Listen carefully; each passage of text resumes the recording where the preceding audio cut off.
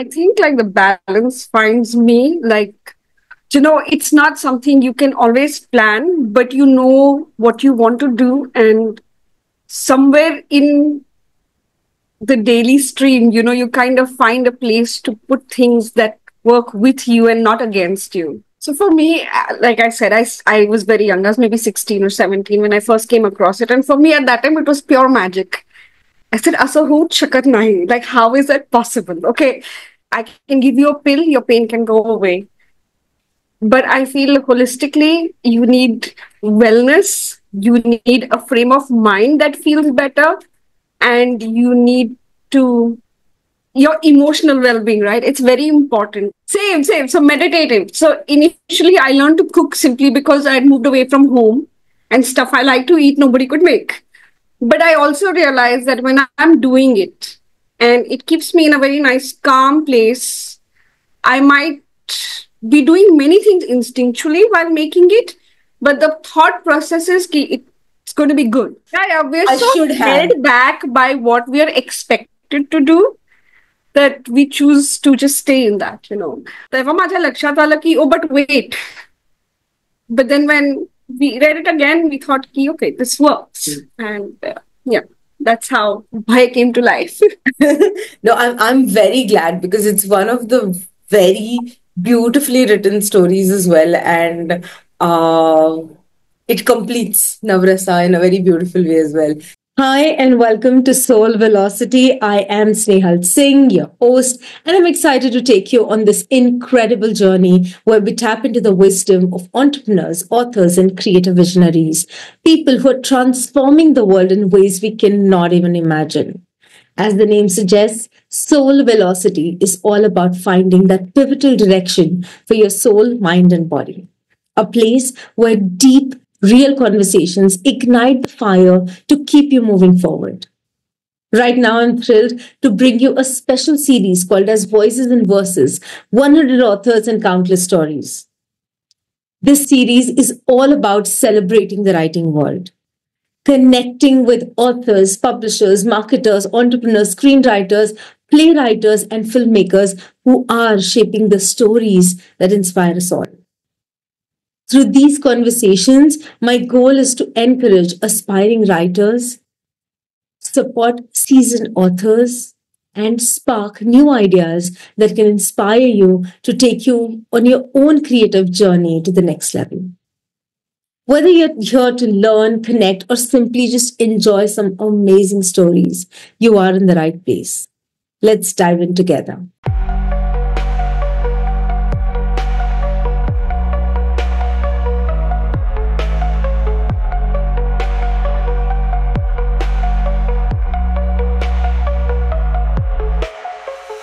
Hello and welcome to another episode of Soul Velocity, and we are doing special series Voices and Verses. In a world that moves so fast, where moments slip and never last, she walks with grace, with love so wide, a healer, a mother, with light as her guide.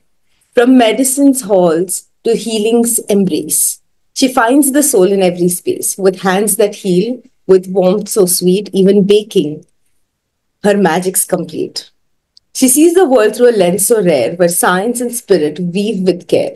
A heart that nurtures, a soul that creates, her journey of balance where love resonates.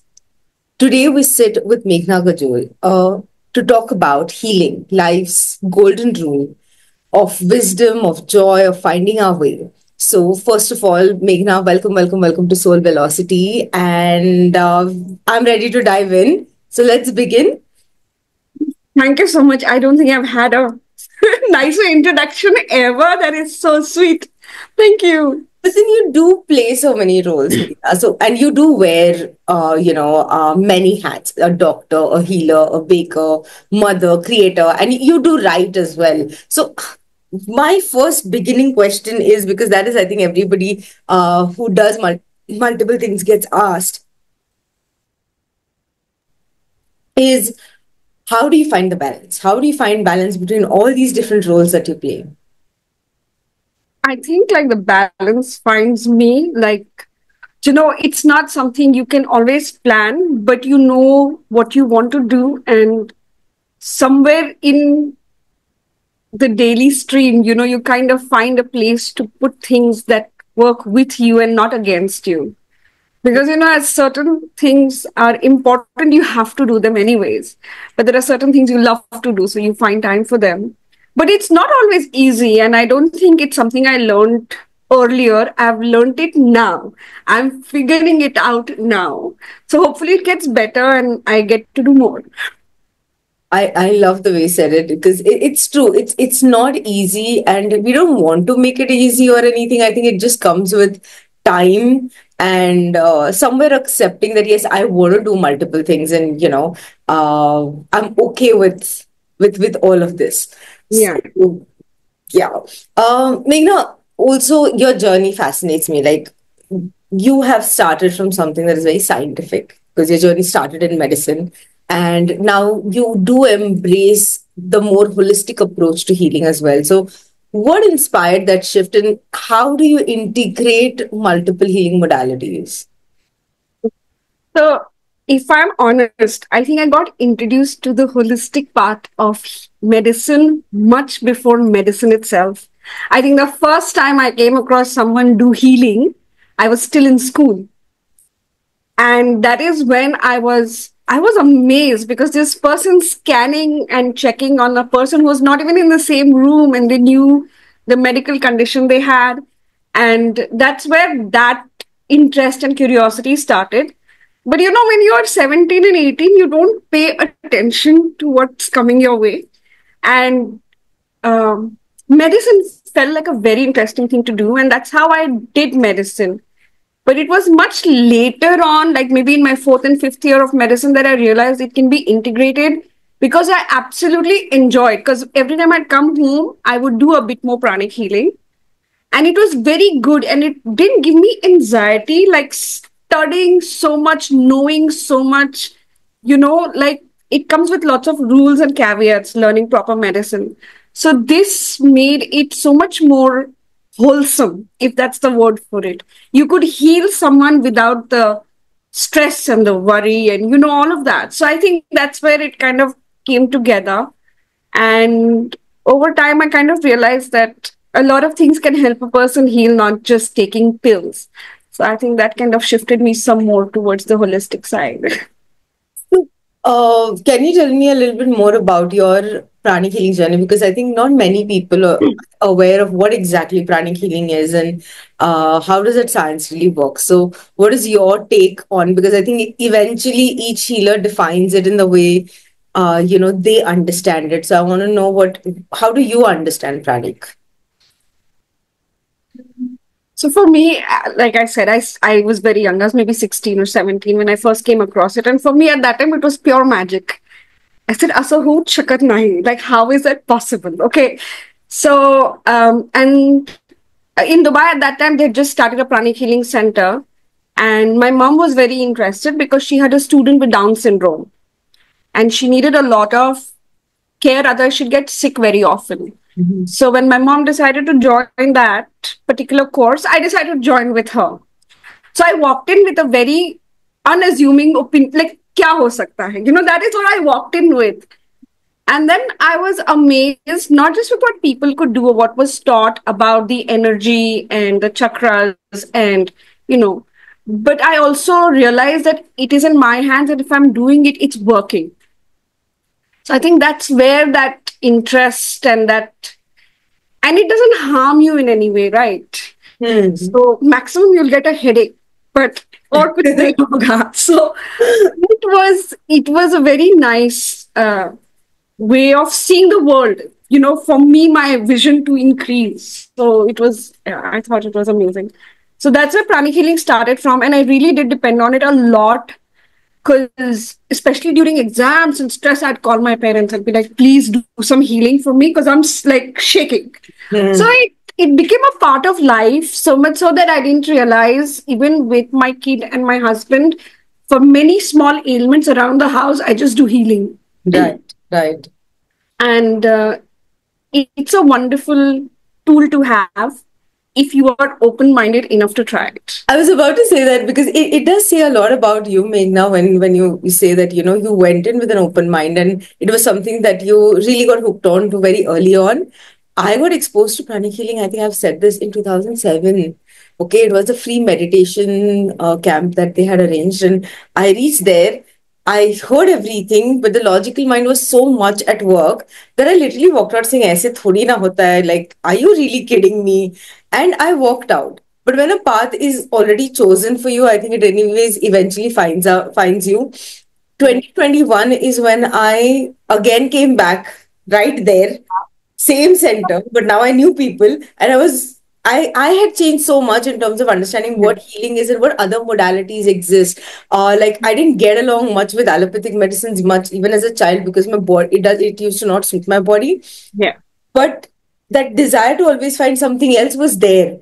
Yet accepting that okay, things you can't see but feel exist, Yeah. okay, was something that did not come very easy to me. So it does again show a lot about how ready you are to embrace new things and learn Yeah. new things and so on. But compassion seems to be at the heart of everything that you do. Like you said, once you get in, you start experimenting, you also started, using it for your own people. So how has, in your way, compassion shaped your journey, both as a doctor, as a healer, as a mother, and even now as a baker? So I think for me, compassion is something you see others do and you follow. So with me, I think my grandparents had the biggest role to play in my life because I saw them and I saw how they did without the questions and the expectation. And they just did it, whether it was mostly for me. And I think when you see your family do things like that, it becomes a part of you. So maybe I am a kind person, but I think I became kinder in their Sangat. Right. Others, it wouldn't have been so. And I think healing also, I said, when you know you can make a difference in someone's life, it can be a little better than it was. Even if you're just listening to them, then you understand the power of that kindness and then you try and imbibe it more. Right. It's a choice because kadi kadi you don't want to be kind. You know what I mean? Sometimes you are in this frame of mind and it just doesn't work. So yeah, I think compassion is also a learning thing. It grows with you. I think it's an everyday commitment in a way for that as well. The way we motivate ourselves, compassion is something that we have to make a choice every single day. And I see you make those choices. As you said, they come very naturally to you. Talking about healing once again, there is that entire, the medical background kind of thing. So many people think of healing in purely medical terms because, again, it's seen, it's there. So, what does true healing mean to you? Like, how would you define it? When would you say somebody is healed? Um, so see, medicine always only works with your symptoms. I can give you a pill, your pain can go away. But I feel holistically, you need wellness, you need a frame of mind that feels better, and you need to your emotional well-being, right? It's very important. It's how you look at things around you when you're feeling better. I think that is part of your healing. It's not just dukta hai, tat thamla hai. It's not that. There's so much more to it. Right. And medicine, unfortunately, does not always encompass all of it. You need to go to different modalities, different doctors.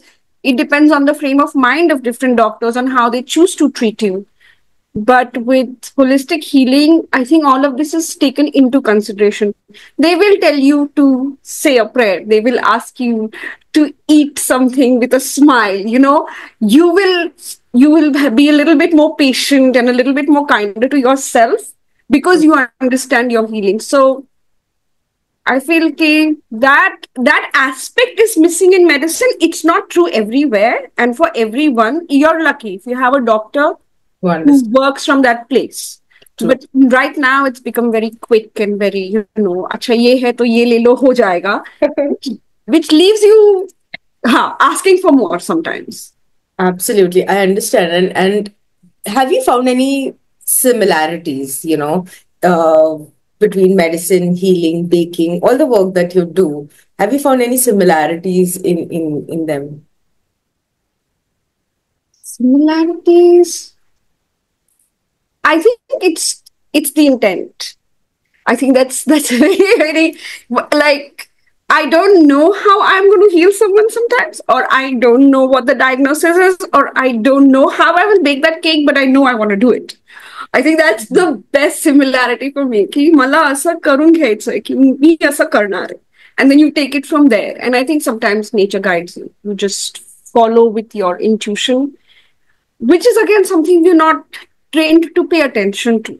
You know, it's just a gut feeling. Some have it stronger, some don't. But we don't really follow through with how we feel and why it makes us feel that way. But yeah, it's it's a lot of things, but it's fun. I think I'm enjoying this awareness.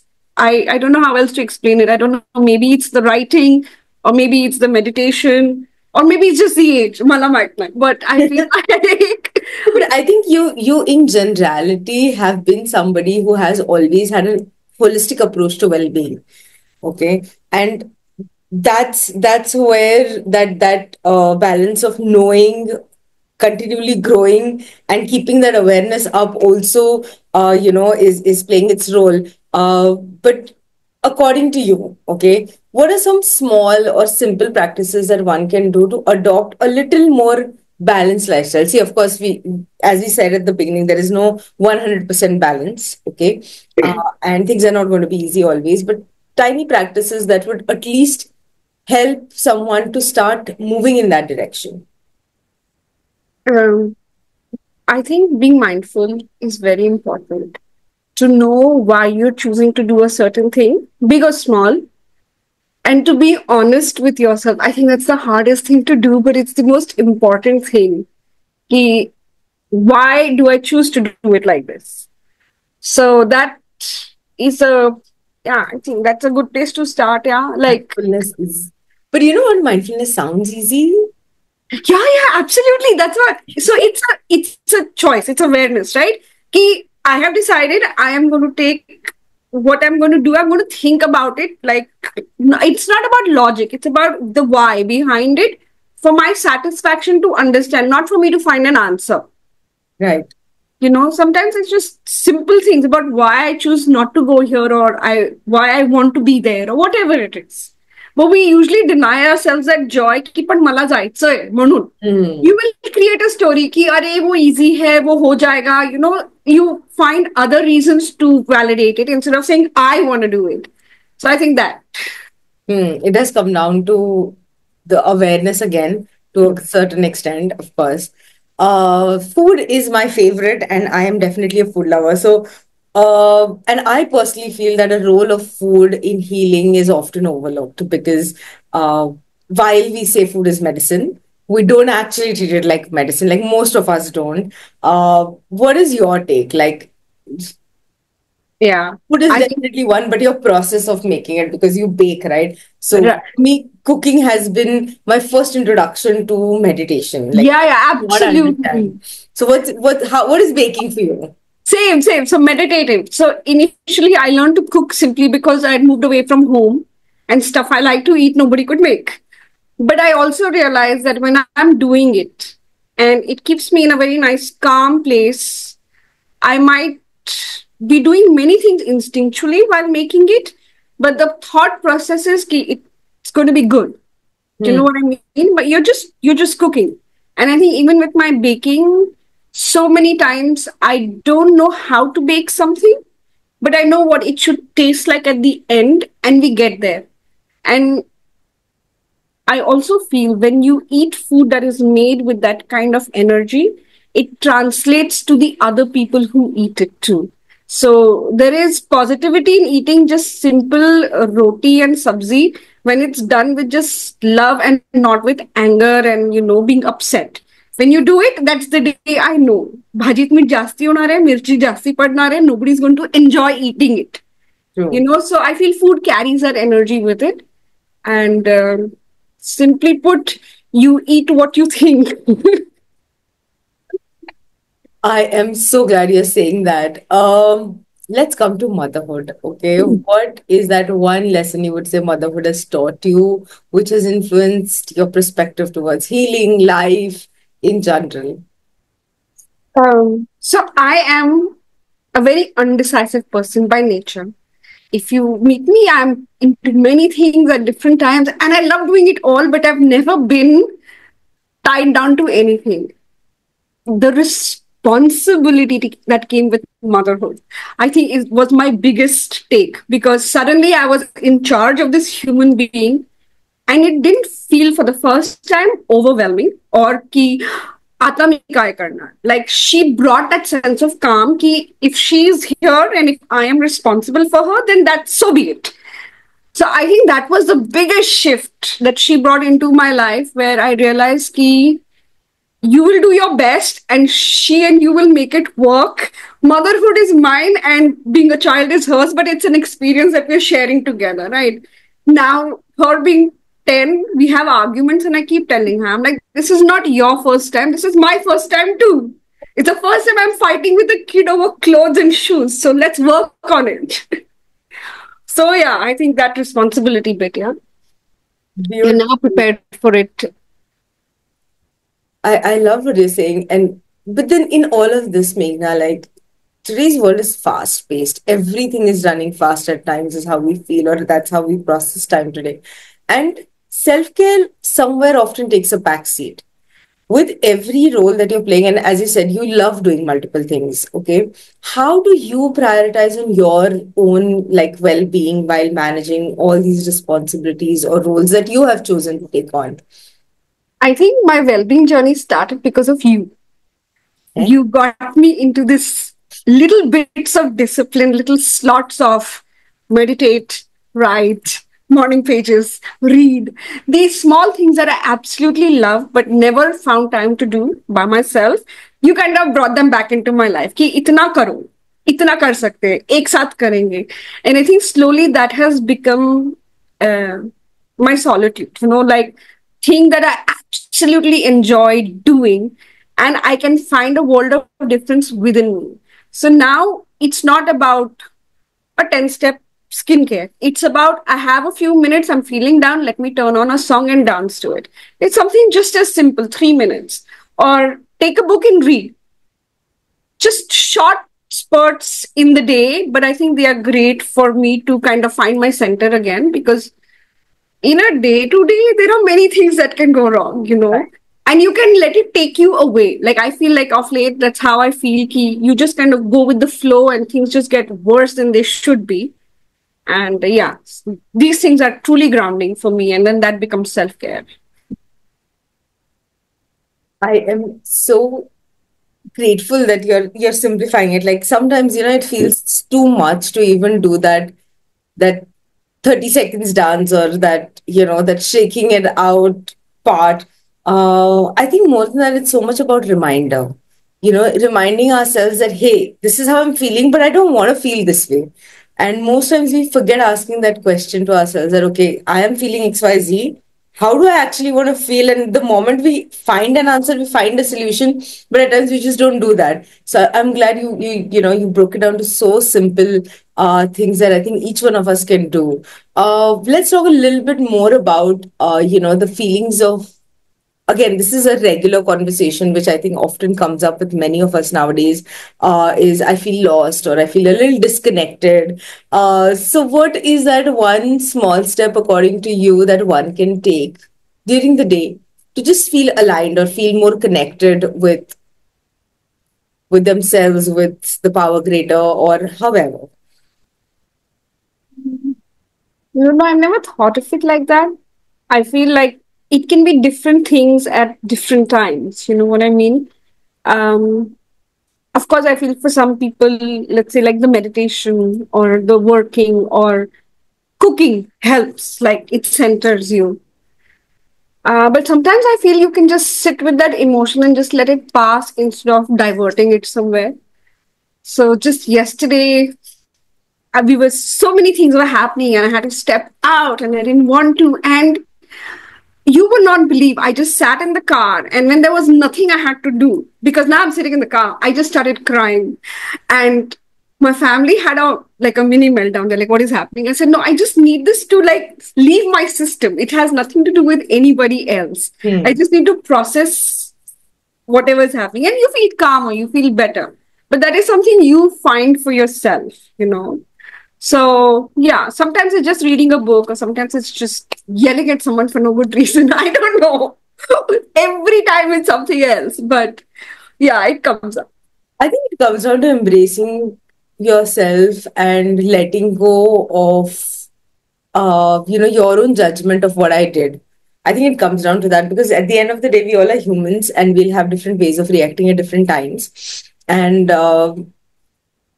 reacting, responding doesn't really matter. I think it does come down to, can I embrace myself? I am feeling an outburst. Can I just Yeah. do that, get it over with, get it out of my system rather than keeping it because everybody else is going to think whatever. And I think you and I understand how, illness also enters the body. And I think this is where it starts, where you start storing up your own emotions True. or your feelings or your judgments or your own guilt of, Yeah, yeah, we're I so should have. held back by what we are expected to do that we choose to just stay in that. But And the I could have, I should have, I think over a period of time starts getting a space in our body and storage, and then it starts doing the work that it starts doing. Okay. Uh, let's talk about the chapter that you have written in Navarasa. So first of all, thank you for contributing to Navarasa.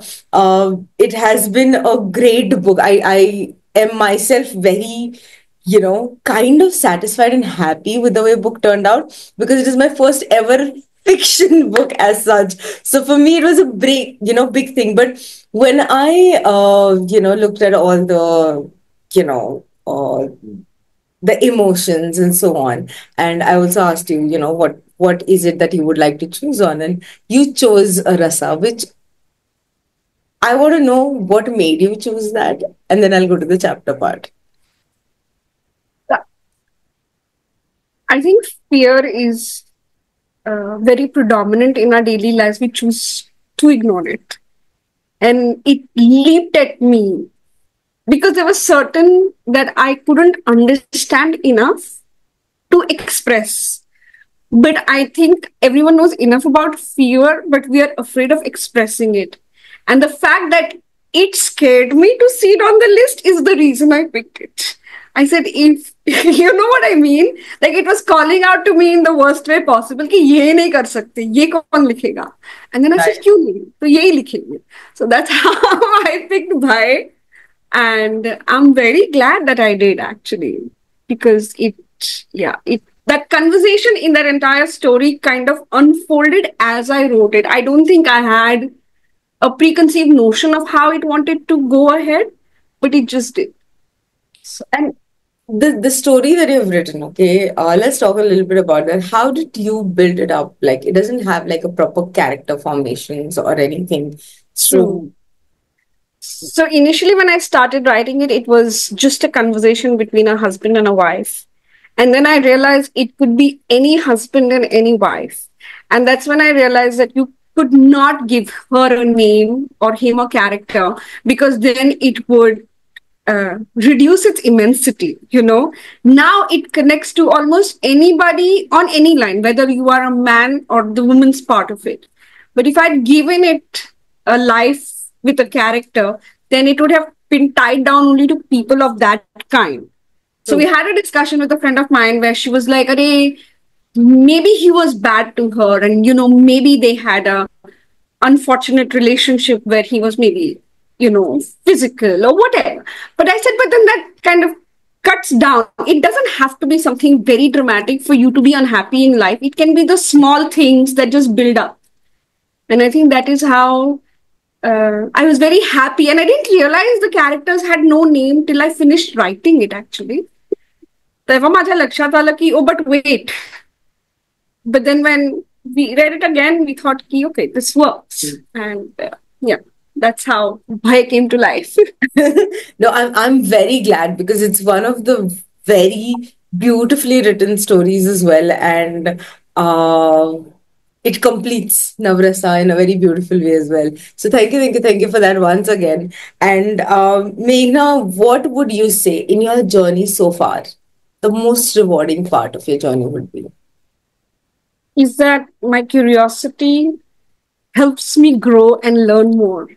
Like I would be so afraid to use this statement before, but now I have learned to live and grow with my mistakes, learn that I can change them, and learn I can be better at something. And I think that is not who I was maybe even a year ago. And I think that. I love that. Is there any particular moment you would say a moment of transformation in your life that deeply shaped who you are?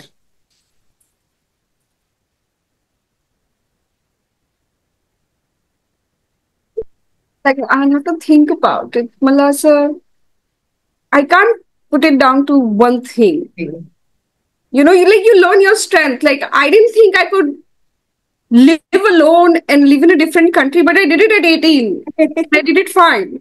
I didn't think I could be a mother. I think we're managing okay. So did You're I think I an could be a writer?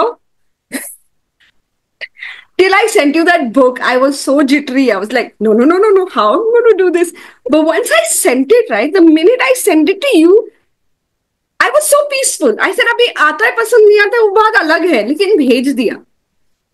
So you kind of go hand in glove with the things that come up your way. And hopefully, if you don't do well enough, you have another opportunity to do the same and get better. Which beautifully is said. something I needed to learn 20 years ago. That was going to be my next question, but you answered. I was going to ask, what would you like to say to your younger self? If you could. Um, so yeah, thank you. Yeah. Meera, so far we have been doing very deep dive conversations. So let's bring in a little bit of fun. So I'm going to do a quick rapid fire before we close our conversation today. So I'm going to go ahead, tell you, and ask a question, and whatever comes to your mind first. Oh boy. Okay. Um, if your life had a theme song, what would that be? Mm, Meme song. Snehal. Me on the spot. I have all Chichora songs in my head all the time. That's okay. Your theme song. Right now, I'm only singing Balam Pichkari. I don't even know why. Probably the Holi is still on your mind. Yeah, Play totally. colors. Rang Panchami is not over yet. Oh, Yeah, it's today. No, Rang Panchami is not over yet. yeah. Interesting. One book that has profoundly impacted your mindset. Mm. It's a fictional book, actually. It's by Robert Ludlum. I didn't think you could see a scenario in so many ways at the same time. So that opened my horizons to understanding perception and perspective. Beautiful.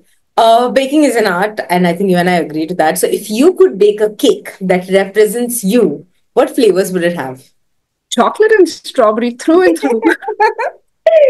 Tea or coffee? What's your comfort drink? Both and neither. I am okay with them. I'm okay without them. Champagne. I love that. Yeah, for me it's wine. But one word that describes your journey so far. Erratic. Okay. I have to ask you this because you love reading. So, if you could live in any era or place, where would it be and why? Future. Like a nice futuristic book because I can see what is happening now. I've read what's happened in the past. आगे का देखते ना क्या होता है. Perfect. If you could have a meal with any three people, past, present, or from the history, who would they be? Hmm. Living chalega. Uh-huh. So I think the Dalai Lama would be someone I'd really want to have a conversation with. I don't know. I'm not very keen on people otherwise. I feel like he has a lot of depth and I think he has the world to share, you know. So yeah, Totally. What's your favorite way to recharge after a long day? a book, read, If healing had a color, a sound, and a scent, what would it be? roses and pink. One mantra or affirmation you live by. I am the sum of all my choices. Beautiful. Thank you, Meghna. Meghna, as we are kind of closing for today, any message or anything you would like to say to our audience? Um, I think don't be afraid. Take that step, even if it's a small one. Just go ahead and just take that step and build on it. Don't build the whole picture first. One little step at a time. Your picture will complete in some time. Beautiful. Thank you. And thank you for being here, Meghna. And guys, that was Meghna for you. As we close, I have to say this: in healing, in love, in joy that sustains, with wisdom shared and stories untold, a heart that nurtures, a spirit that is bold. Until next time, guys, keep shining bright and on soul velocity where voices take a flight. So be happy, be abundant, and remember, we all are born abundant. All we need to do is claim that abundance by taking one step at a time. So I hope you took that one step today. And if you haven't, the day is not over yet. So I'll leave you with that.